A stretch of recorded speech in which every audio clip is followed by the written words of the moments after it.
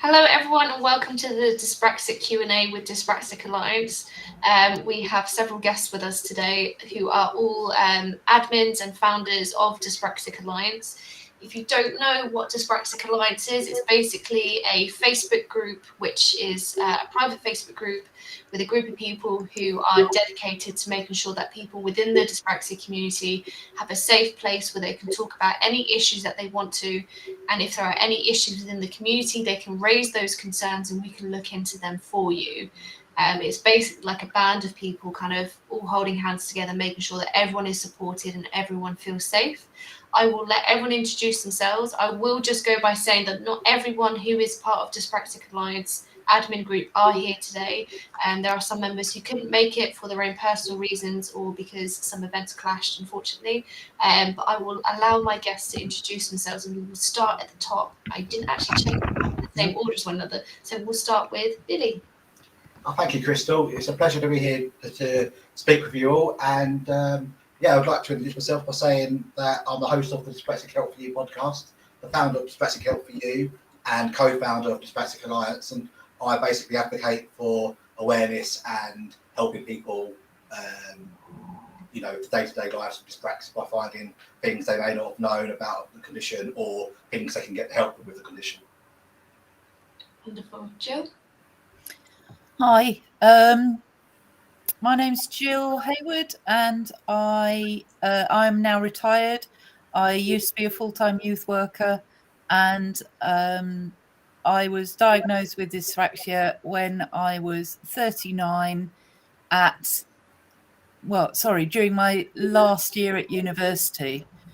So a while ago now. Rosemary? So I'm Rosemary, and I'm a freelance writer and author, currently based in Morocco, but originally from Toronto, Canada. And I was diagnosed with dyspraxia when I was 4 years old in the 90s. Whoops, I gave my age away.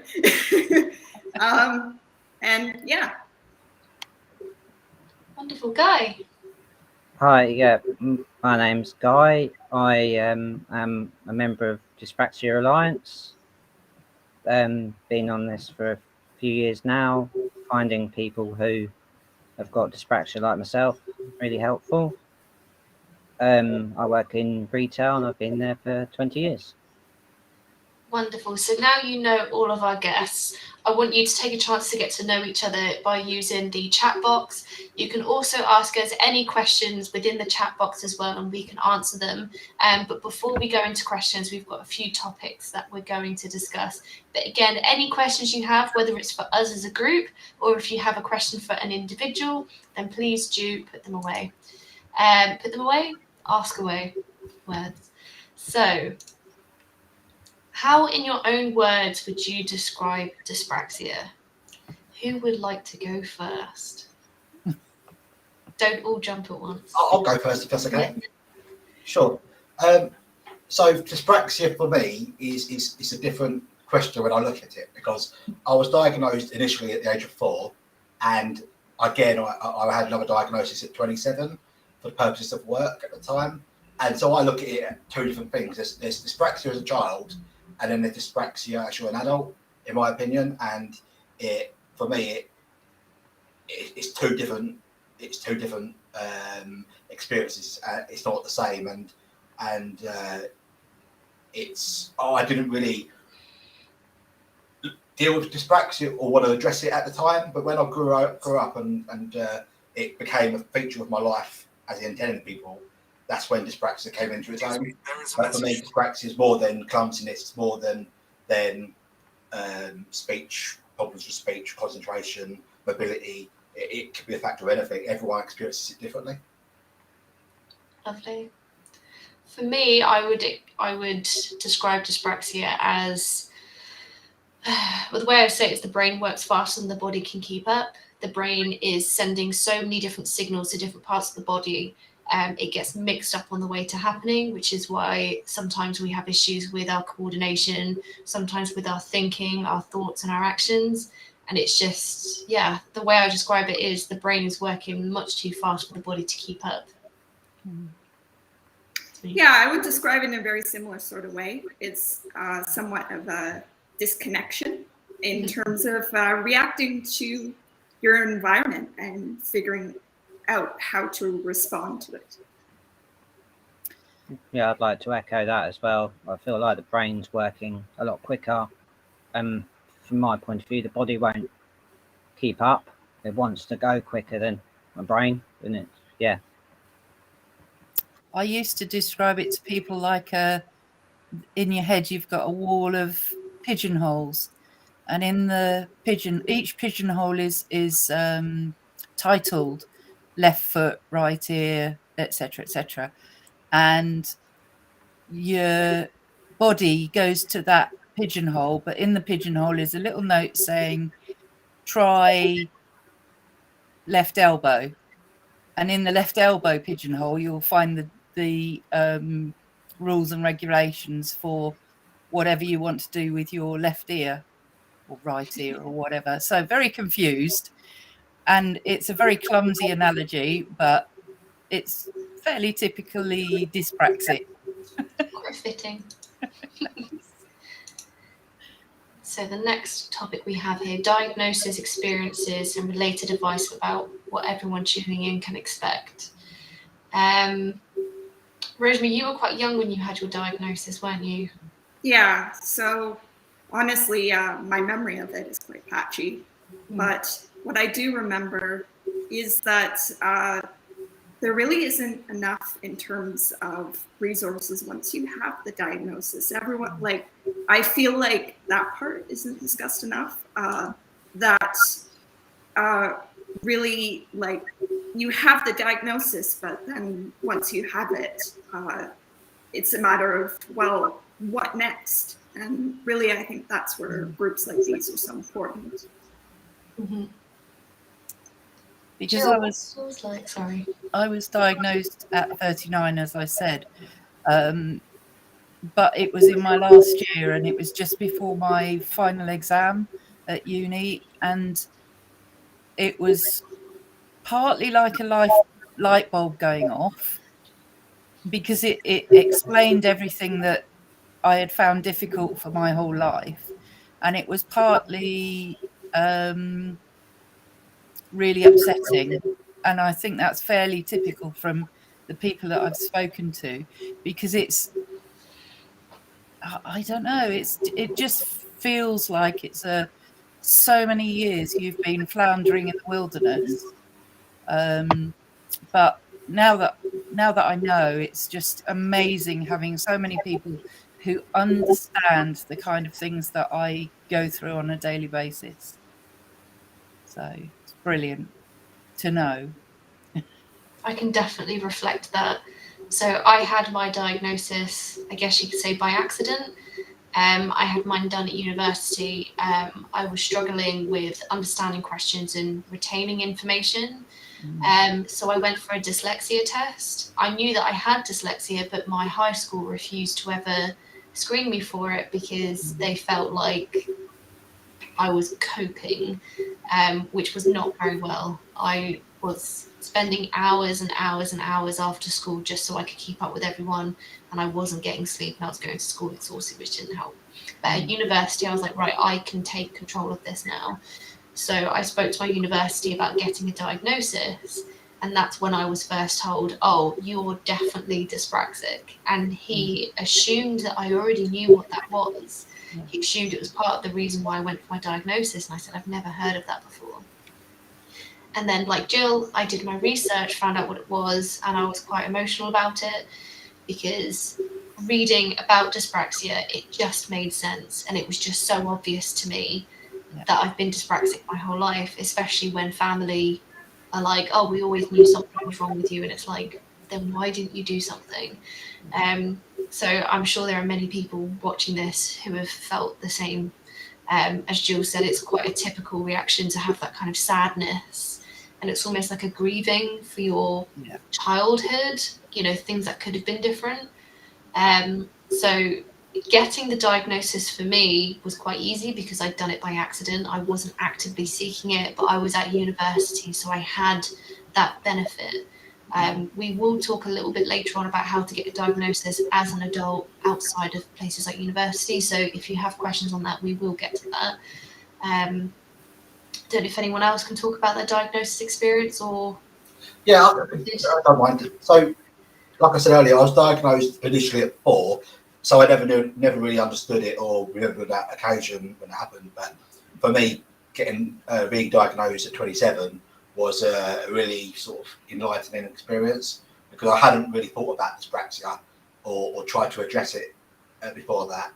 And so I, although I knew what it was and how it affected me, I never really took the time to sort of think about it. So to find out that I was also dyslexic in that same assessment came as a bit of a shock and sort of overwhelming at the same time. But it getting the answers that I wanted at 27 with dyspraxia kind of it opened my horizons, and it actually got me thinking about how I can do something about it and make a difference, and sort of spurred me on to get into what I'm doing now. So yeah, it was quite a good experience, but it was an expensive one.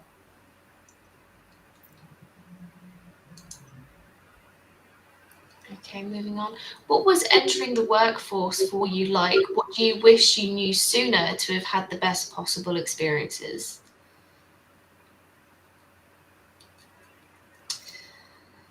I went to university to study animation, and then I decided that I wanted to kind of work around the kind of marketing area, and I started off kind of from the bottom as an assistant and then worked my way up very slowly. It's been difficult. I've been through I've had to go through legal battles because of my disability. I've had to have like lawyers and stuff involved because of the way that I've been treated.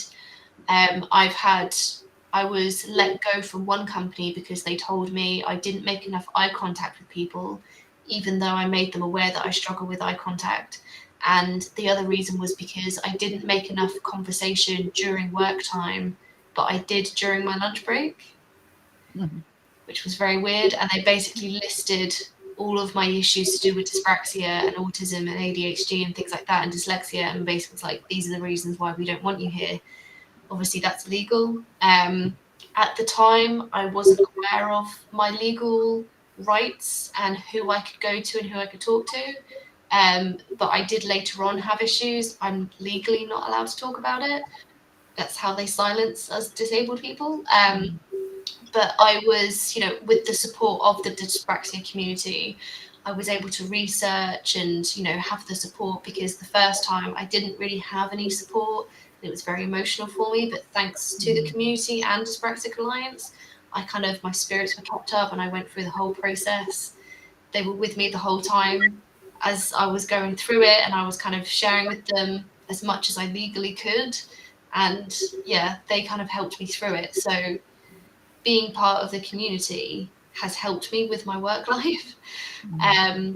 It's been a difficult one, but in terms of the legal stuff, but outside of the legal stuff, it's been quite good. I've been able to tell my managers, the good ones, that I'm dyspraxic, and they've helped me and they've supported me. I've used access to work to get workplace adjustments. I now have the chair that I'm sitting in now. I have a special keyboard and mouse. So my mouse, if I show you, looks like this. So you hold it on the side, because your wrist doesn't naturally sit like that, and that helps with hypermobility joints. I also have an ergonomic keyboard, which I got through the workplace assessments. So it's gotten better. It was difficult to start off with, but the more I've learned and the more I've been involved with the community, I've become more confident on what I can ask for and who I can speak to. So being part of the community has really helped me in that sense. My first job at 17 was going to go employment in a place called the Transport Research Laboratory in Crowthorne in Berkshire, and it's a civil service establishment in the Department of Transport. So I didn't fit in at all, unfortunately, and I was moved from pillar to post because I could do the work, but I kept upsetting things by reorganizing everything so that it was the easiest possible way to do things, and that's not what they want you to do in the civil service, apparently. And I didn't get that. I didn't understand that it wasn't a good thing to try and find the best way to do it. You just did the things the way you were told to do them, and I had problems doing that because it wasn't logical to me. So my first job was a bit fraught at times, but I managed to get through it. And then I stumbled across youth work and lots of young people who had special needs, and I found my home, and it was I went to university to study community and youth studies, and had a fantastic second career. So it's all good. Well, I had before I finished university, I had a lot of different jobs. I worked in customer service. I did office administrative work, but I never kept things for work for a long period of time because it was just so difficult with my neurodiversity. I had skills that I knew I was good with, but once I finished university, that's when I started freelancing, and that for me was the first time I could create a work environment that worked for me, and I've never been happier than I have in that context. Yeah, I'd probably say work was a bit of a struggle for me before I knew about my dyspraxia. So I just muddled through as best I could. I had support from family, which really helped. And yeah, sort of like I sort of found work where said they'd help and then didn't. So yeah, it's been a bit of a struggle, but I think the more, which has helped with this group as well, sort of like getting to know what I can do and not putting too much pressure on to do too much and telling work that I can only do this because of dyspraxia sort of thing, and not being sort of put off by their negativity. And yeah, I think it's helpful that I've been there for 20 years. So I've sort of, it takes me a long time to take things in, but once I'm on it, then I feel that I can do things well. So I feel work was hard at first, but now I feel like I'm part of work and part of the community.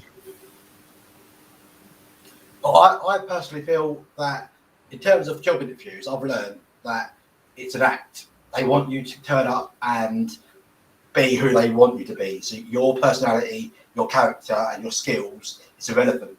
You've got to turn up to a job interview and be who they think you're going to be when you get the job, and that's fine. You know, everything is fine when it comes to acting, but it's when you're in that employment is where you need the help. And I feel that sometimes, unless you physically bang people's door down, you're not going to get the help.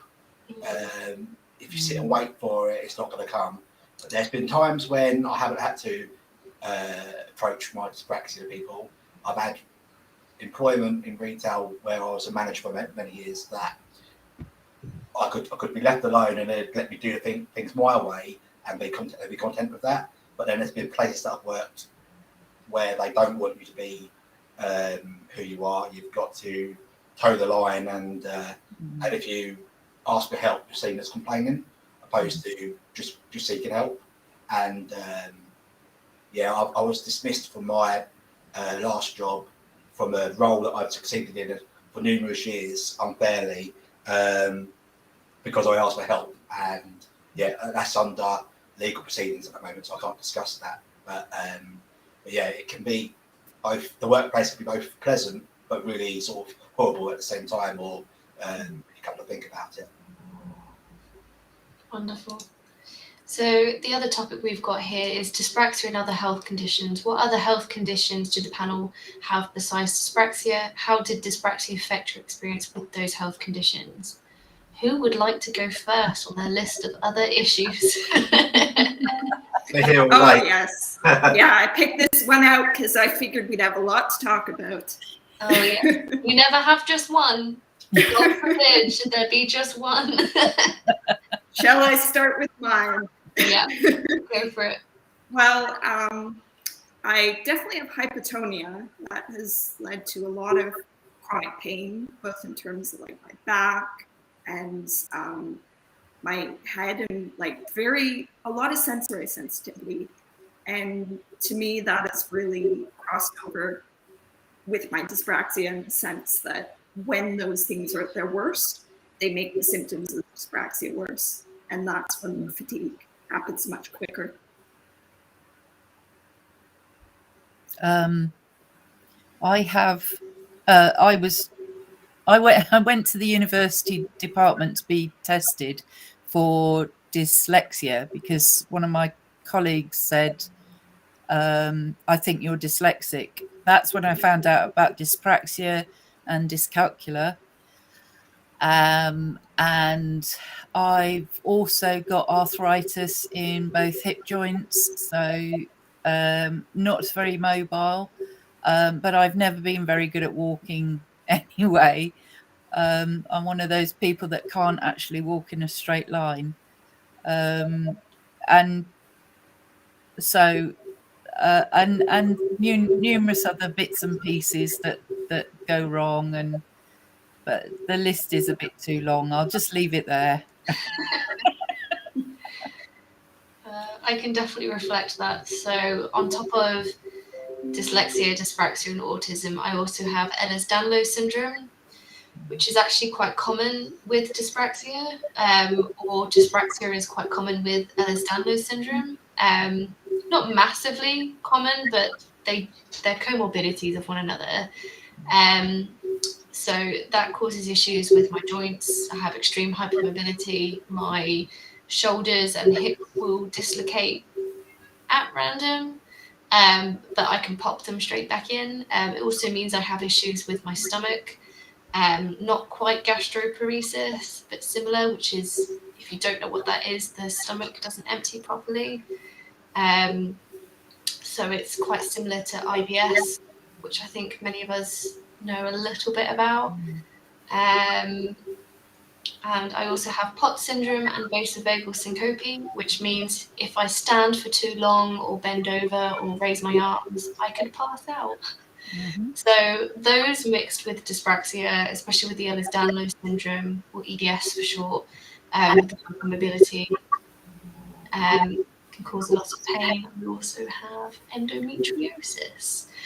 If you don't know what that is, it's a disease that spreads across your organs, which mimics the material that's inside your womb that sheds every month. It grows wherever it wants and sheds every month. So your internal organs just feel like they're ripping apart. It's great. It's not great. So that's what I deal with. I'm sure there's more, but as like Jill said, the list will go on. Yeah, it's definitely an extensive list. I've got one just like that, but slightly different. So I've got dyslexia, dyscalculia, I've got bilateral deafness, ADHD. I'm being assessed for ASD. I've got a condition called osgood-Schlatter disease of the knee, which makes it really painful in the winter. It's like a bulging lump that's on the front of your knee, and it's sort of a big gap behind the joint. So all you get is the cold in the winter inside the joint. It's really painful. I've got anxiety, depression. I've been diagnosed recently with emotionally unstable personality disorder. So one day to the next, I can be slightly not myself, but it's one of those things. I've got arthritis in my fingers. Yeah, I think that's it. Guy, anything to add to your list? But not that I know of, other than hypermobility and, as you know, ongoing shoulder and back pains, which I think that's just from too much work and stuff like that. So yeah, not a big list. Consider yourself lucky. Not that I know of, anyway. As time goes on, it might grow, but we'll see. Hopefully not. No, don't want to. Okay. So the next topic we've got on here is relationships and dyspraxia, having a healthy relationship, whether that be platonic or non-platonic, as in romantic or non-romantic, like friends, family kind of thing, and not letting dyspraxia be a barrier. Would anyone like to go first? Well, I think it's very easy to sit on the panel and be the one saying that it's really easy to do this, and but I've been there. If you're struggling with that, if you're dating right now, if you're struggling to make new friends or coworkers or anything like that, because it's really hard to bring it up. Yeah, it really, really can be. And I had to really struggle for a long time with self-esteem issues for a long time. And that, yeah, it's really just a matter of finding a group of people who are willing to accept the hard parts and the not hard parts. And that takes time. That takes a lot of time. Yeah, I definitely reflect that. Some of the things I've struggled with is understanding things like social cues. You can quite often find yourself becoming, without sounding too triggering, but like the butt of the joke. I've found myself in a lot of situations where the friendship group are kind of in on the joke and I am that joke. And because a lot of phrases and things like that go straight over my head because I take things quite literally, that I'm kind of laughed at for that because I don't understand those things, or I've not understood when people are using things like sarcasm and things like that. And in that sense, I've really struggled, which is also quite difficult in romantic relationships as well. You know, if the other person is playing and you think, oh, I can't believe you just said that. Why would you say that? That's upset me. Whereas actually it was meant as like a tongue-in-cheek kind of, you know, light-hearted comment, and it can be taken quite seriously. I think my only advice for times like that is to be quite strict on the people that you let into your friendship groups. If they're not making you feel comfortable, they're not your friend. If they're not giving you time and patience, then they're probably not a very good friend. If they're not wanting to try and understand, not everyone will understand. A lot of people won't understand because it's very difficult to understand something you don't experience yourself, and that's not their fault. But it's them wanting to try and understand and to listen to you and to involve you in the conversations, involve you in the jokes. If they're joking about something and you don't get it, they'll explain it to you so you don't feel left out and so you don't feel like you're the joke yourself. The same with relationships as well. You need to be able to comfortably say, I think I understood that wrong, or if I've got upset and actually that's not what you meant, then I need you to just calmly explain it to me. You know, you need to be in relationships with people, any kind of relationship, friends, family, romantic, where you can talk to each other. Communication is so important. I can't express that enough. It may seem a bit robotic sometimes of having to say, hey, didn't understand that, can you please explain that to me? It might not feel natural, but it's a way of protecting yourself, but also ensuring that other people know that they understand, that you understand them, and that they understand you. Unfortunately, if you're still quite young, you will go through groups that are difficult. You will go through hard times. There will be times that are difficult. Unfortunately, we can't protect everyone from those things happening. It is, unfortunately, you learn from your own mistakes. It's horrible that we all have to go through that. And I hate to be the one to say that you may very well go through that. It breaks my heart. But as you know, we're all here, we're all nodding. Unfortunately, those are things you go through. Even without dyspraxia or any other learning difficulty, you know, that is just a part of life. But for me, I would say communication. Communicate with them. If they're not willing to communicate with you, then you may need to start thinking about where they sit with you within your bubble. Especially if they don't have a learning difficulty, they don't have a disability. Yeah. That is all the more important. That's what I have to add.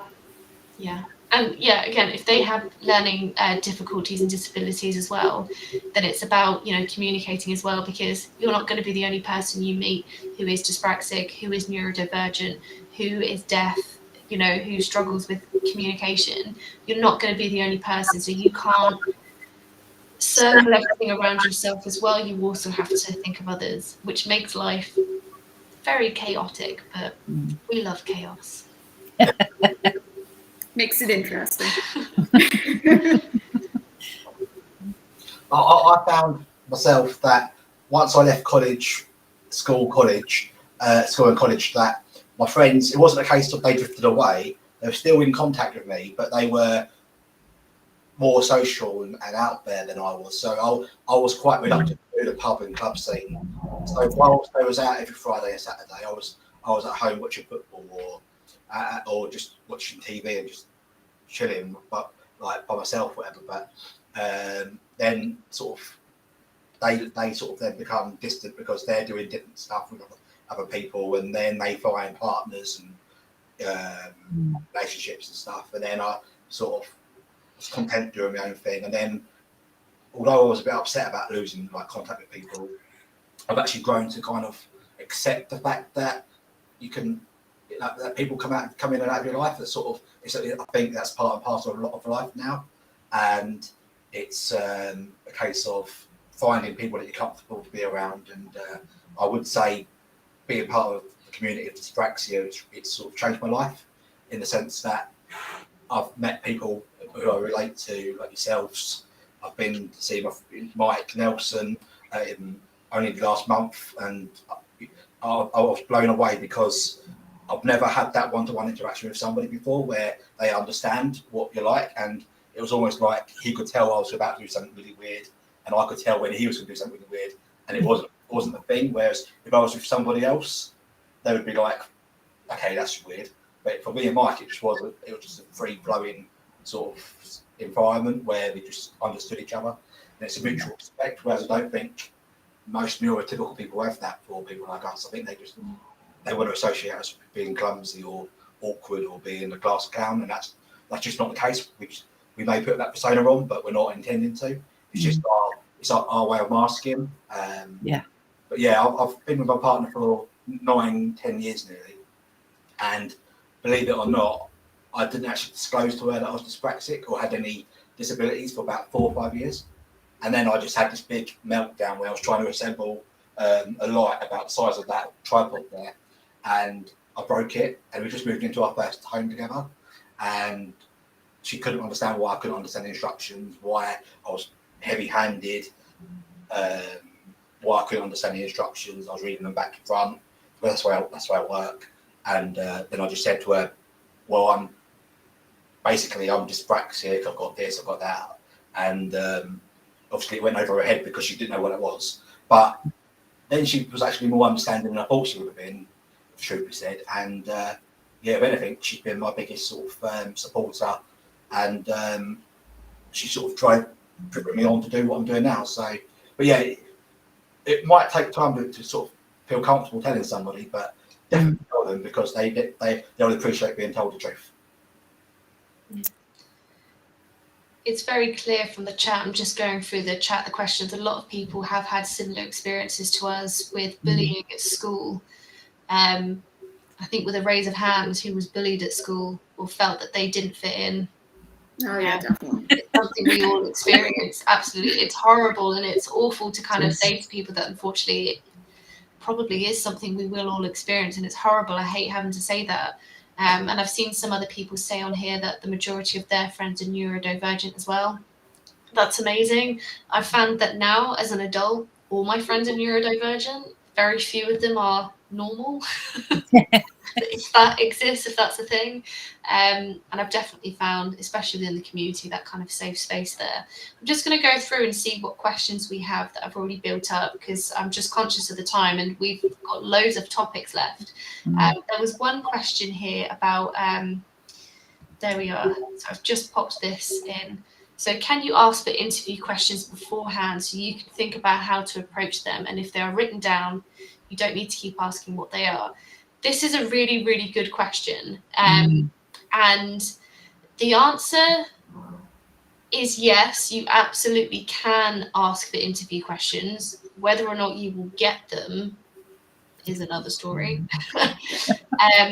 They should provide them. The law kind of says that unless it's questions that will be of a disadvantage, as in if they were like group questions and things like that. But even then, really, they should give them to you because it allows you the chance to process them. Everyone gets anxious in an interview. When you're anxious, your mind's going at 100 miles an hour. So if you're someone who is dyspraxic or neurodivergent, it just makes it worse. Has anyone got any experience that they want to share with asking for questions? Yeah, slightly. I have asked for questions on a number of occasions before job interviews, but also I've sort of found that whenever I've had a job interview and there was somebody else taking notes of the interviewee and the interviewer, that I've got the job. Whereas when there wasn't nobody else in the room apart from me and the interviewer, I haven't got the job. Now I think that's because the person taking notes is observing both parties and they're taking the pluses and negatives from both people. So the other person's been there to sort of advocate for why they should get the job or why they shouldn't get the job. And I found that having another pair of eyes in the room actually might be beneficial because there's things that the other person might not see. If they missed out on something that you've highlighted that's really good and they haven't seen it, but the other person will see it for sure. So yeah, that's a bit of advice. Just ask for somebody else in the room. So in terms of interviews, so my most recent job, so I now work at B&Q in their head office. And I did actually ask for interview questions beforehand, and they said, yeah, sure, that's fine. I never actually got them. They never sent them through to me. And I did say, by the way, I did ask for any questions. And I think sometimes they don't actually have any questions lined up. They just kind of ask them on the spot, which kind of brings on to the next question that's been asked here, is the best advice for interviews. I know, Billy, you just gave some advice there. I have dyspraxia and found interviews very hard. I had planned to join the Royal Navy as part of an interview. My name is Eleanor. Hi, Eleanor.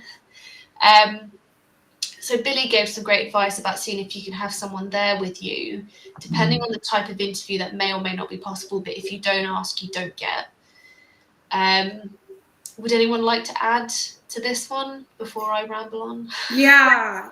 I would definitely add that keeping a written record of the most important things you want to say during the interview, and the day before, sort of get yourself into a calmest possible mindset, so you're not anxious, you're not overwhelmed, and just sit there and write out like the most important points about like what you are and what you offer and what you have learned so far about the position you are interviewing for, and that can make a big difference. And practice as well if you can. Find someone who cares about you to practice with you, and just do a run through of some potential questions that might come up.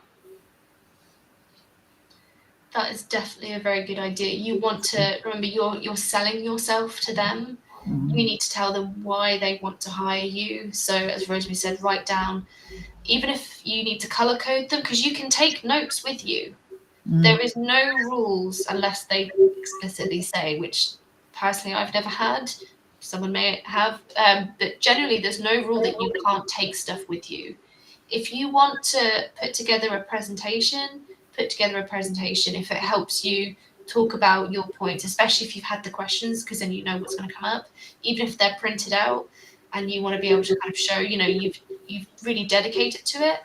I, in the past, printed off all of the tasks that I had to do for my previous job. I printed them all out. It was 2 pages, and they said how impressed they were with that.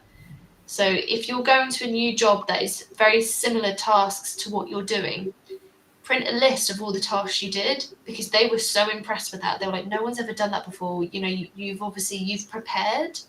So if you have notes, even if it's about yourself, you know, you know, what you're really good at, even if it's things that you struggle with, even if it's a list of things that you might need help with, color code them. So if you're looking at them, you can kind of remember what they are.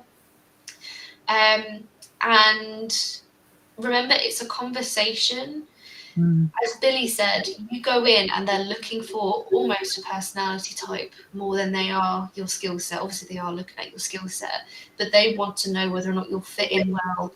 And being dyspraxic, sometimes it's hard to socialize with people, so you need to kind of make it a conversation. And one question as well. So you need to go with a list of questions. This is another thing you can write down, questions to ask them.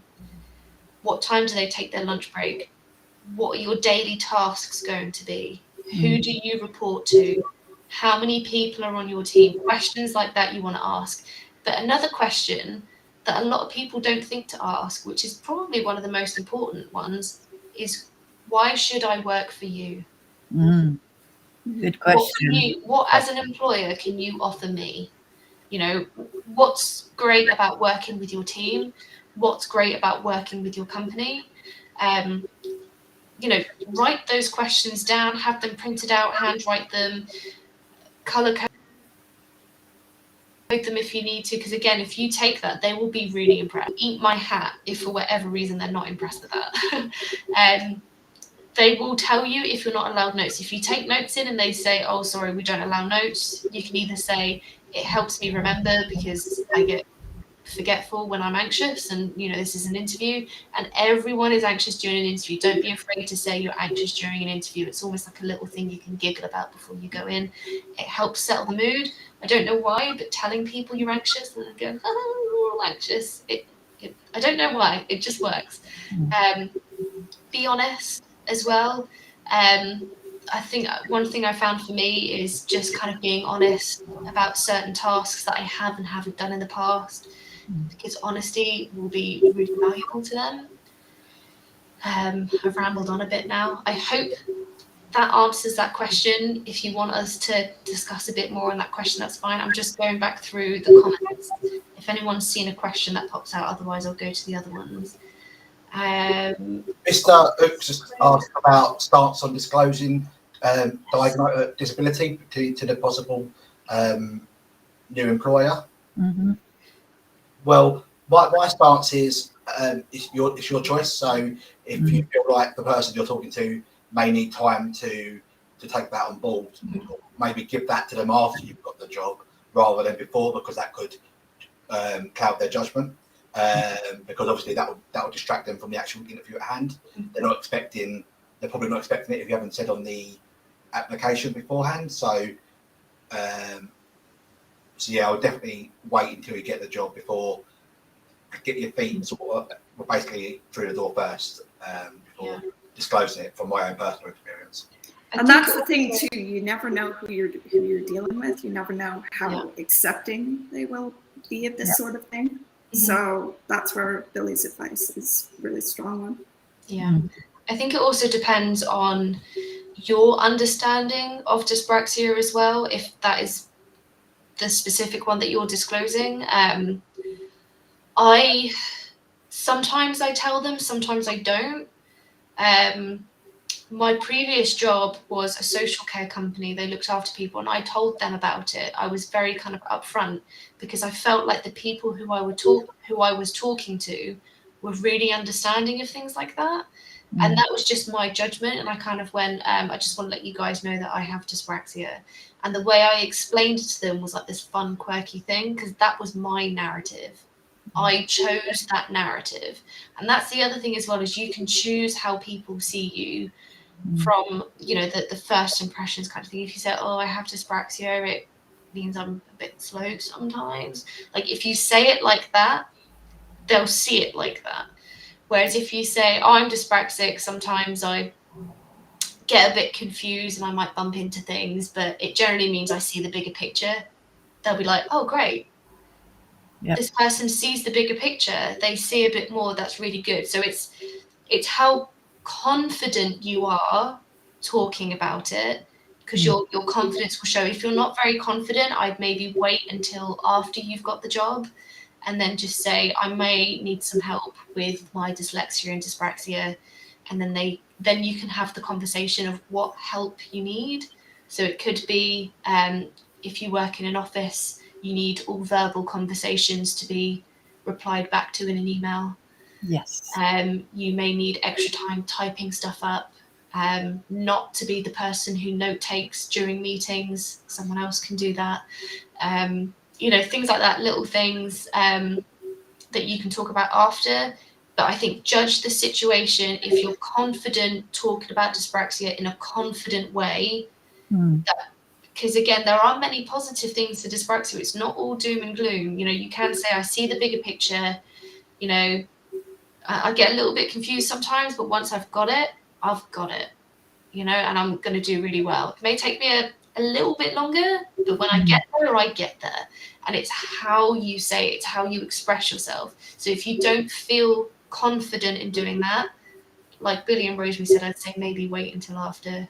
Can I just jump in there, Crystal, and share a quick experience? So a few years ago, I went to apply for a job at a store manager of Toys R Us. Obviously, they've closed down now. But so I was given the interview, and I declared my dyspraxia on the application, so they were well aware of that. I mentioned it throughout my application and made it that I couldn't drive because of that, etc.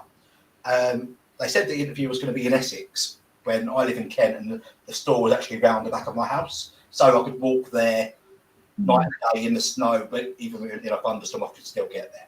So they said the interview's in Essex, but don't worry, it's not going to be, the job ain't going to be in Essex. And then I go for the job, get offered the job, and then they go, yeah, the job's in Essex. And I'm like, well, I can't drive, right? I've told you this, and I've got reasons for it, and there's no way I can get to that job. And they're like, well, it is what it is. So basically, they were well aware, I declared it, and they were aware that I weren't going to be able to go to Essex. I didn't want the job in Essex.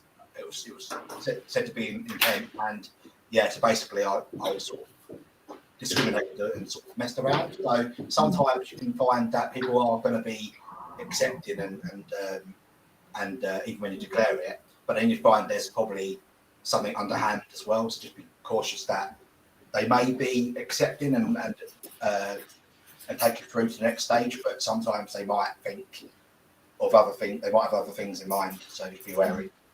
Yeah, I'm going to share onto screen this comment here, which I thought was really good. And I just want to highlight again on the making your narrative of it. You choose what you share with people. Very rarely will people go and do their own research, so you can use that to your advantage. Not many people know what dyspraxia is. You probably didn't know what it was before you were diagnosed yourself. I didn't. No. I'd never heard of it before. So again, you choose your own narrative. So Julian has just said here, I have the situation where with dyspraxia, I have better memory and understanding than some colleagues. I also have to explain things to others. So that's a positive thing that Julian can share with their employer. So if they set that narrative, I can do that. I can help my other colleagues because I retain this better and things like that. That may not be the same for everyone, but find your strong point and work with it. Write your own narrative in that sense. Definitely take control of it. And gradually through examples too makes a big difference. If any situations where you can say, look, this is a specific example where I struggle, can really help. Lovely. So you can still ask questions. We're just going to go through some topics that we have written up, but we will always interject with any extra questions that you have. This one has been mentioned quite a few times over the last couple of weeks, and it's coping with mental health. What to do when dyspraxia proves to be difficult for mental health, with energy and things like that. Yeah, I would say it's a difficult one because as someone with mental health issues and personality disorder and chronic fatigue syndrome, I really struggle on top of dyspraxia with fatigue. I can have energy one moment and I'll crash next, and it comes out of nowhere. Even though I'm on stimulants for ADHD, I should be buzzing, but I'm always sort of not low mood, but low energy. I'm always low, and it's not like I'm running a marathon every day. I'm just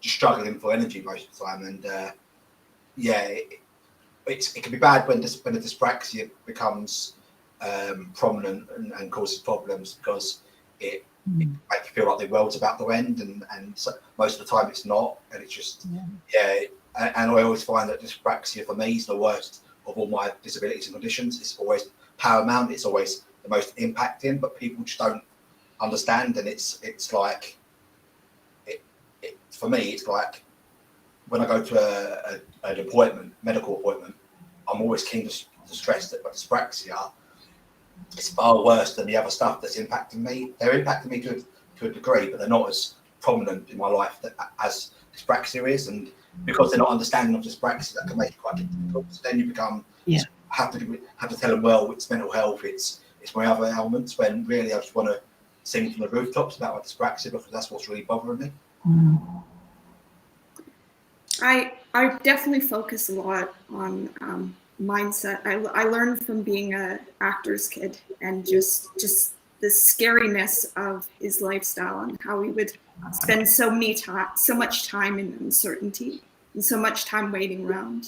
And I learned quickly from my dad that he really found it really helpful to exercise and just go for a quick walk. And he always had a lot of soundtracks that he used, and I used things like music, calm podcasts. I got into meditation for a while. I swim a lot these days. I was really into running for a while, and that really helped control my mindset and made a big difference. I find I really need to do something to get out of my headspace, and doing the online cardio with Mike Nelson has been amazing. It's twice a week. We go online, and Mike has organised a cardio session, which is doable for me sitting down because of my arthritis. So that twice a week I'm buzzing because it's fantastic to see everybody. But it's really great to do the exercises and feel energized and fantastic. And although I used to go out and commune with nature, I now find that I've got a drop top car, and I just put the roof down if it's not raining, and I go out and drive around, and that calms me down, gets the cobwebs blown away, and makes me feel alive again. So you've got to find something that works for you. It's very important, and everybody has different ideas of everything. Some people it's just colouring, staying in under a blanket and drinking a nice hot drink. Whatever it is, you need to make time to do that for you, and that will benefit you no end. But do you find, guys, that when you go to do something to take your mind off it and cope, that you lose focus, and that the thing you was going to relax and do to take your mind off things ends up becoming a problem because you're too bothered about worrying that you're not dealing with the matter at hand. You're putting it aside temporarily to sort of distract yourself, but actually the distraction becomes the reality again. Oh, it depends on the really bad dyspraxia days, on the days when my chronic pain are at the worst. When I'm having both, then it will not really do much. But yeah, I think it's really important as well to accept that it is totally okay to be not okay at all. Like there are some days, like Rosemary was saying, when your dyspraxia days are at their all-time worst, your chronic pain has flared up, and you know what, you don't want to get out of bed. Absolutely. You don't have to get out of bed, like you don't have to care for someone or anything like that, then stay in bed. If those days are really, really difficult, there is nothing wrong with going, do you know what, today is a bed day. Yes. Today I'm going to break the rules. Mum always told me not to, but I'm eating in bed today. I'm having my dinner in bed today. I'm going to stick to the safety of my room. That's okay. It's okay to have to do that. Like, you know, For myself, I find that getting some fresh air really, really helps me. That doesn't mean that's the correct way to deal with stuff. It doesn't mean you know, to successfully, you know, get over a bad day, you have to go outside and get some fresh air. No. If staying in bed is what helps you on that day, that is what helps you. And it's finding small activities as well. I'm just going to take a moment to share this. So I made this not too long ago, which is Dyspraxia Journal. In here are 100 activities that you can do every day. Oh, there's the camera.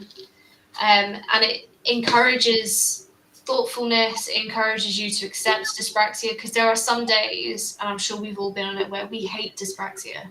Dyspraxia is the worst thing that ever happened to us. We hate it. It's awful. We wish it would go away. We wish we were like everyone else. You know, you wish you could get up and do things like everyone else supposedly can. There are days when that happens, and it's okay to feel like that, so long as we know that there are ways that we can slowly, at our own pace, bring ourselves back out of that.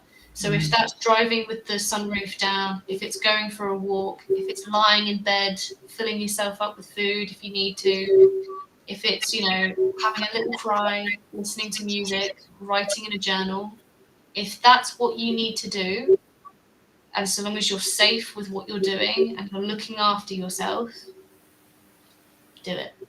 If that's what you need to do. Sorry, just went a bit. No, that's good. I'm very passionate about that. Can you tell? Yeah, there's too much shame about that. That's important to mention. There's a lot of shame, especially because everyone's always seeing everyone online being the best version of themselves, and how they accomplished this and they baked this today and they still went to work and they still did whatever. And I think as disabled people especially, we're under a lot of pressure to conform to that, but you can't always, and that's fine.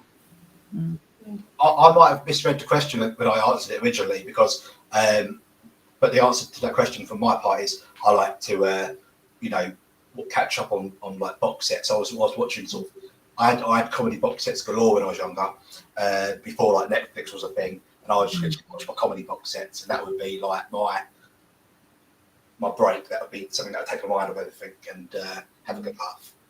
I remember when Netflix was a CD in the post that you had to send back. It was, wasn't it? Yeah. Okay, right, let's move on to some questions. Someone just mentioned this, so we will go to their question as well. Should I tell my driving instructor I'm dyspraxic? Absolutely. 100%. Yes. If you're learning to drive, please tell your driving instructor. They may not know what it is, and you will have to ask them to look it up and give them a brief explanation yourself, which means I have difficulty with coordination, spatial awareness, and judging distances. Those are the most important things you need to tell them. But yes, please do tell your driving instructor. And on that, someone did ask a question. Where is it? Sorry, I am going through the list. Well, while you're saying that, I'll just explain why I love driving. I love driving because I have a smart car, and my little smart car is semi-automatic, and it's just so much fun because it bounces along everywhere, and you don't have to worry about changing gear. There is no third pedal. You just get in it and go, and it is brilliant. And with a what do you call them, canvas roof, you feel like you're out there. But anyway, I'm a bit of a smart car geek, so I've had them for 20 odd years now, so I'm completely and totally hooked. And they're a step in the right direction. I'm really rooting for self-driving cars to get widely accessible and to the average person. It just improves accessibility. Oh yeah. Because like with dyspraxia, one of the kind of things that people talk about a lot is issues with words and remembering them. Getting around places, knowing where they are. What am I trying to say? Directions. There we go. Directions of being lost. There we are. The other thing is having words come to your mouth. We struggle with directions, and one thing I rely heavily on is my sat nav. Yes. Fine. Even if it's a journey that I've done 100 times over, unless exactly where I need to go, I need to be 3 steps ahead all of the time. Otherwise, I panic. Whereas with my sat nav, even if it's a route I've done plenty of times before, I rely on them because it just helps me, because it's one less thing to worry about. I don't have to panic about the whole. I still have a manual, so I still have to change gears and stuff. Having to think about changing gears and where I go at the next 2 turns is too much for me. Yeah. Use what you have available to you. If it's using sat nav, use it. If it's having the radio on or off, it's fine. If it's having a semi-automatic car or a completely automatic car, Yep. there is no there's no driving right or wrong in terms of whether you drive automatic or manual. In most countries, it's automatic anyway now. We are one of few countries who still drive manual. Yeah. Does anyone else want to talk about how they cope with driving? I still don't drive, but it's because I've been in big cities my whole life. So it's with the combination of that and my dyspraxia, it just seems really overwhelming and anxiety inducing. And I've never had to, because I've had buses and people in my life willing to drive me. It's a nice privilege, but yeah, I will learn if I have to, but the idea of it gives me so much anxiety. Yeah, I would say I'm lucky, a bit like Crystal, a bit lucky that I've passed, because I rely on my sat nav as well. Literally, wouldn't be doing without it. Otherwise, I just get lost. And on buses and trains, I'm better than I was, but my sense of direction is still pretty bad. Yeah, I've given up trying to drive because I've been told by driving instructors when I've told them about dyspraxia, and when they've seen me behind the wheel, they're just they're like, it's not for you. So I've just took that as advice. Okay. Moving on to the next question. So I did say we would come back to this one. So we'll talk a little bit about getting a diagnosis as an adult, but how much is the cost of getting a diagnosis and why is it so hard? If you've read the most recent Dyspraxia magazine, there's an entire piece about diagnosis, the cost, who you can go to, the steps that you need to take to get one. Getting a diagnosis shouldn't be that hard, but it is. So why is it that hard? So the cost of a diagnosis can cost anywhere between £600 to £800, sometimes £1,000 or more, depending on where you go. I would take getting a diagnosis assessment similar to like buying a car or getting some work done. Get a few quotes. Don't just stick with the first person you get to, because the person who's doing your diagnosis, you need to feel confident that that person is going to be listening and understanding you, especially if you're a woman or a person of color, if you're black, brown, like where you're from as well, the language that you speak, if you have an accent compared to someone else or they have an accent, being able to understand one another, those things are very important, which can make the diagnosis hard.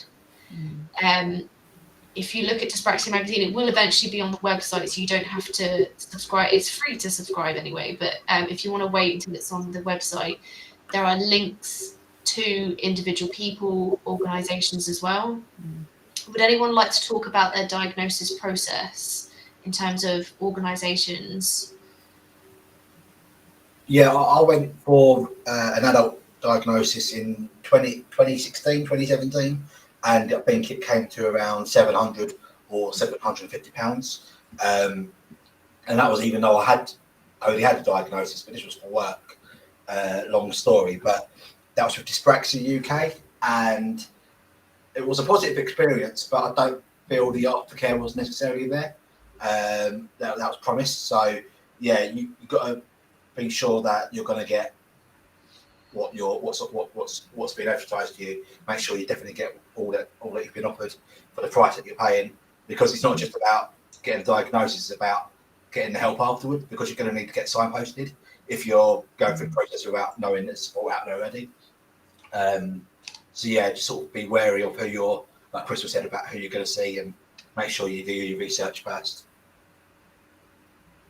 Yeah, I immediately think of when I was in university, I went to go get reassessed because they immediately told me that looking at my paperwork from when I was 4 was somehow not adequate.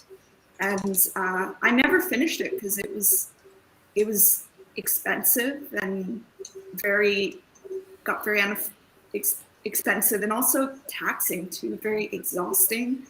So in the end, I managed to get a doctor's note. I had a great doctor at the time.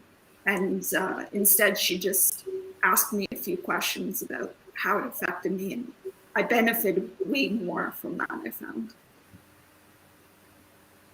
I've just loaded up the magazine so I can just read out some bits to you that's been put on there. So in terms of the process of getting a diagnosis, the first place you want to start is with your GP. But the one thing I have to stress is that if you are over the age of 18, the NHS won't provide a diagnosis. There may be some miracle cases, I've never heard of them, but for whatever reason, there may be some that will, but just assume that they won't. But you'll want to start with your GP to talk about dyspraxia, and then they can write a letter of referral, which you can then give to a neurologist, occupational therapist, or psychologist. Sorry, getting those words out. But those people you will need to find who do those assessments that you pay for, unfortunately. As I said, the magazine has a list of organisations and individuals. So there's a list of individual occupational therapists who do the assessments. And there's a few neurologists on there as well. So your GP will write up the referral. The neurologist will confirm other issues affecting the nervous system that could be ruled out. So, for example, cerebral palsy. Not many people know they have cerebral palsy until later diagnosed. Unfortunately, if you have a diagnosis of cerebral palsy, that almost always rules out dyspraxia. Some people can have dyspraxia symptoms, but the cause will be cerebral palsy. I know my scan asked a few questions with that. There are some cases if someone has extremely mild cerebral palsy, if I say it properly. There are some cases where they will have both diagnoses, but that's usually where the cerebral palsy is extremely, what's the word I'm thinking of? I just said it just now, but you know what I mean? It's quite... severe? Not severe, there we go. Oh, mild. Sorry, my brain is doing that thing. So a very non-severe version of cerebral palsy, sometimes, and it is very, very rarely will they also diagnose dyspraxia, but that doesn't mean you can't relate to dyspraxia and include yourself in the community. There is no gatekeeping here. If anyone gatekeeps, you tell me and I will find them. We don't do that here. They can still relate to dyspraxia because they are very similar, and it could be coincidence that they have both. They can have both, but because there's a diagnosis of one, they will often rule out dyspraxia because it causes the same issues and all the other things. Anyway, so the neurologist will rule things like that out. They'll rule out things like B12 deficiencies and things like that. And then you'll look almost always the person who does the diagnosis. It's not always, sometimes it's the psychologist who will do it. But from research, occupational therapists, there are more of those. They are holistic practitioners. They make a broad assessment, so they will look at things like ADHD, autism spectrum disorder, and a few other bits. You'll want to discuss with them beforehand if they will also be able to diagnose those things at the same time. Sometimes they will only diagnose what you're paying for. Whereas often when you're neurodivergent, you have multiple. You'll have things like dyslexia, ADHD, autism spectrum disorder. Very rarely do we ever have just the one. we like to be a nice mixed, colourful bag of all things. Those are things that you can discuss with them. You may have to pay a little bit extra for them to include all those things, or you may have to do them separately. But that's why I suggest speaking to different occupational therapists.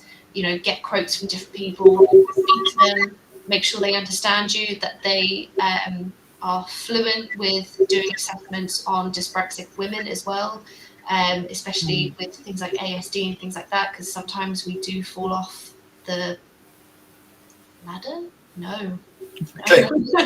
Well, radar, I guess. The radar. Oh my Radar. gosh, that's dyspraxia for you. My brain is working too fast.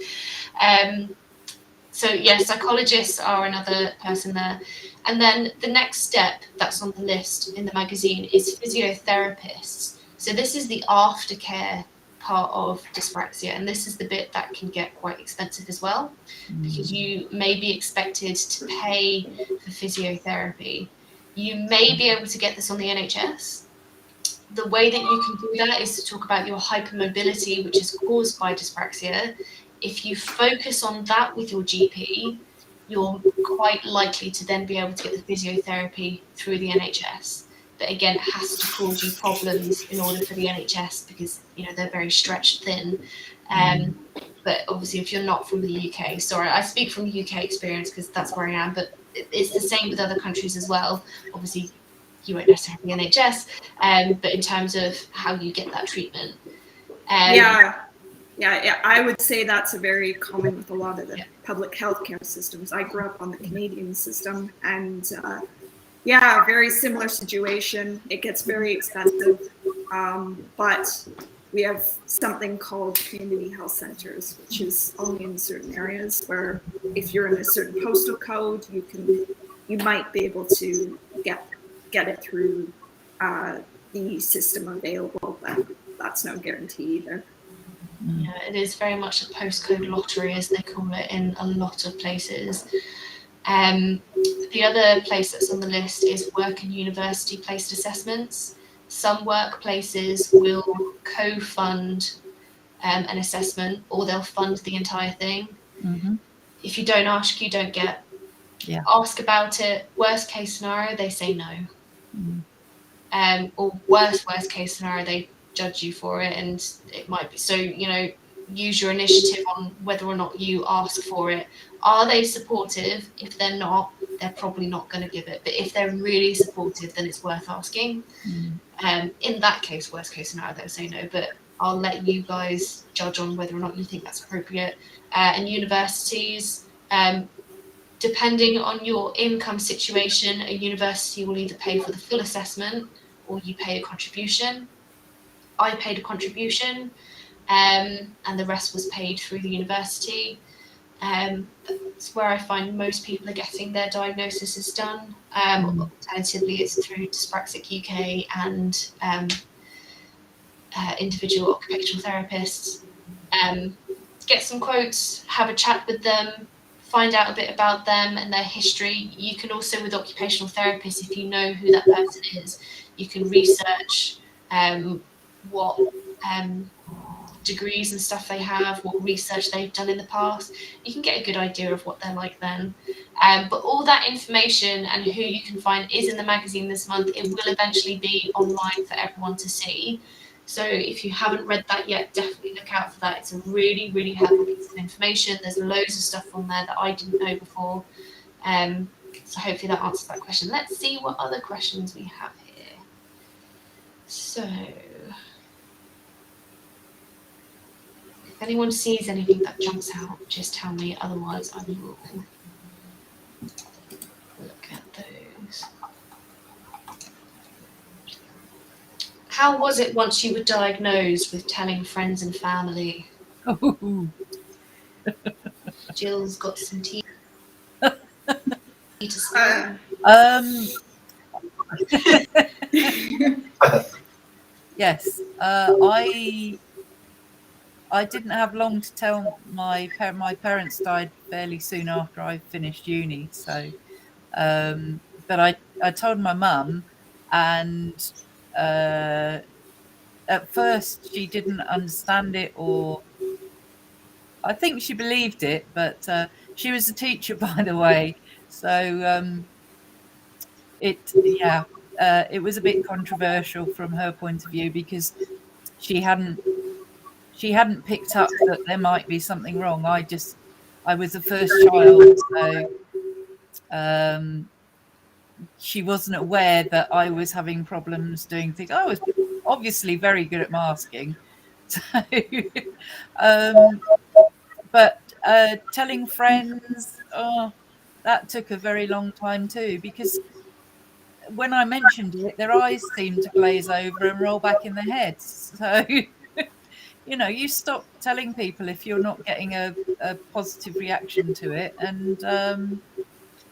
And so it's taken me a long time to actually accept it and come to terms with it myself, because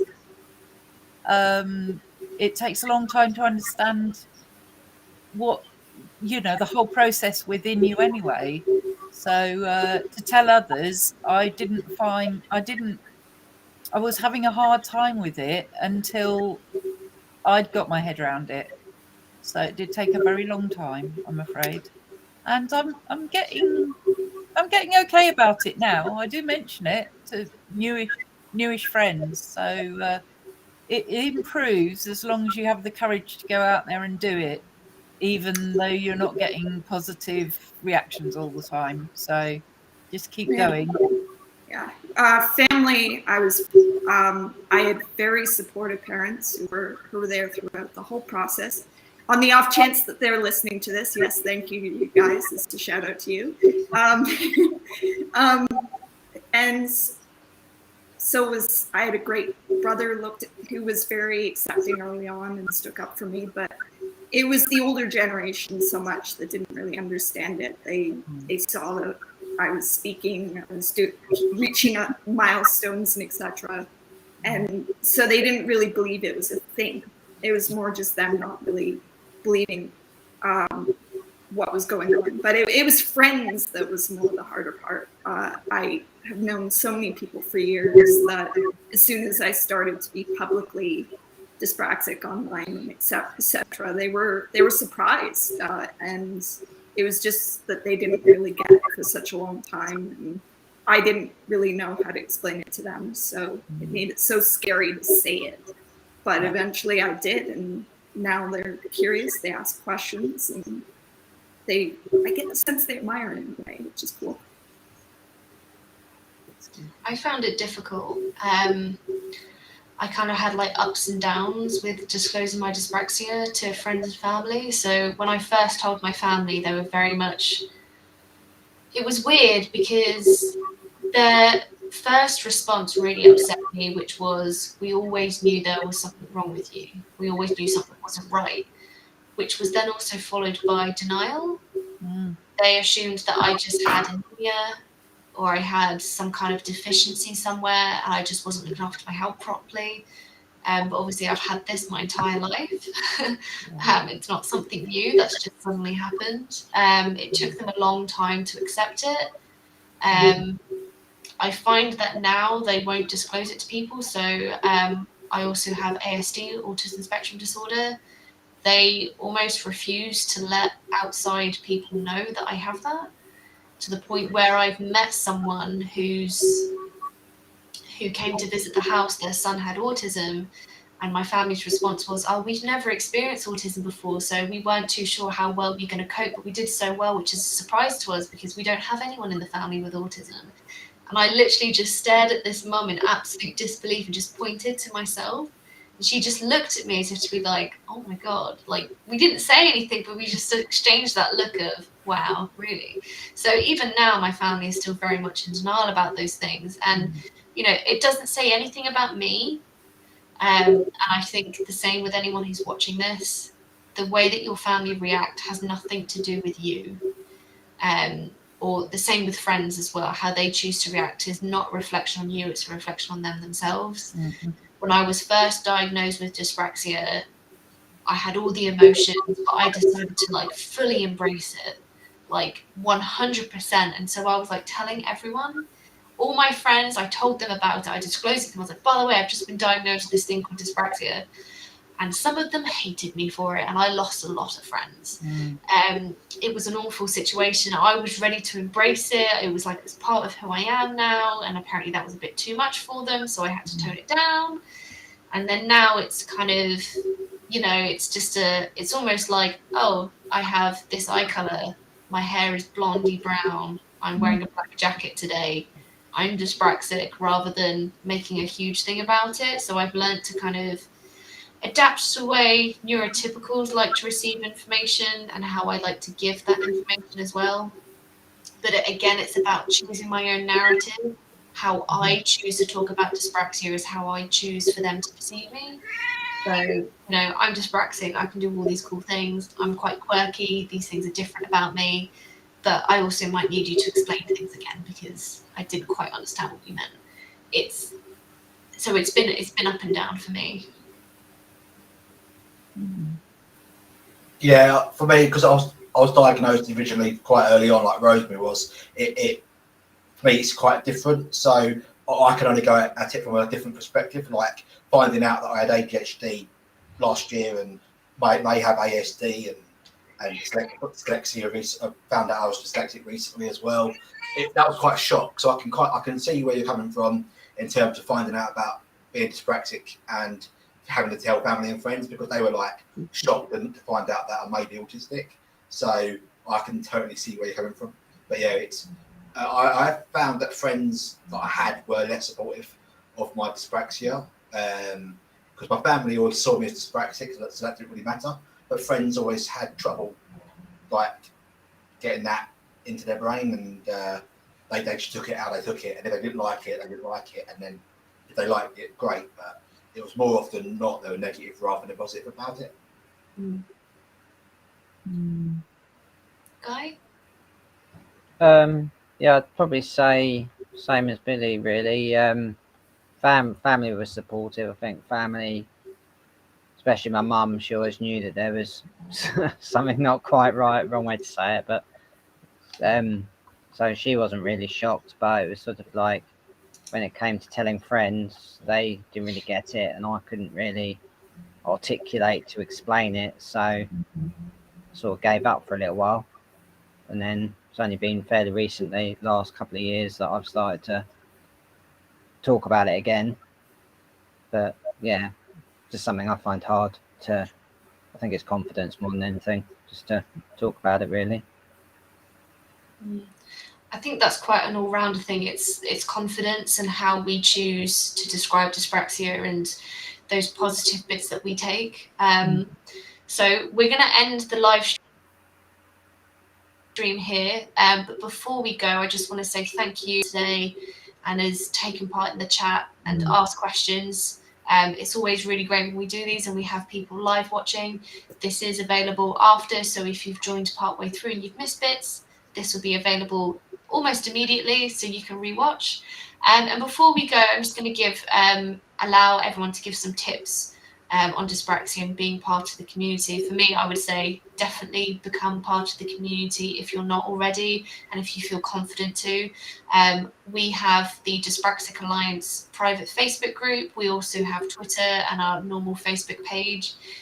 Within the group, you can ask all kinds of questions. Don't be afraid to be yourself in these groups. If you have questions to ask that you wouldn't want to ask anywhere else, you wouldn't want to ask friends and family, but you're okay with because we're all complete strangers, but at the same time, we're like a family as well. There is no question that's silly. You can ask about menstrual health. You can ask about men's issues. You can ask about work problems. You can ask about aging, anything at all. You can ask us within the group, and there will always be someone who will have a conversation with you about it. Yeah. Has anyone else got anything they'd like to share?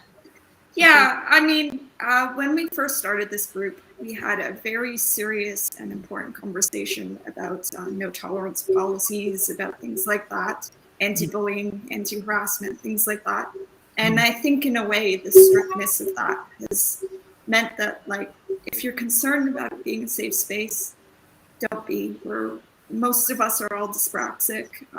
I think there might be some parents in this group, I'm not sure, but it's run by dyspraxics. There's like Crystal said, there's no stupid questions and no judgment, and anyone who judges, they're out.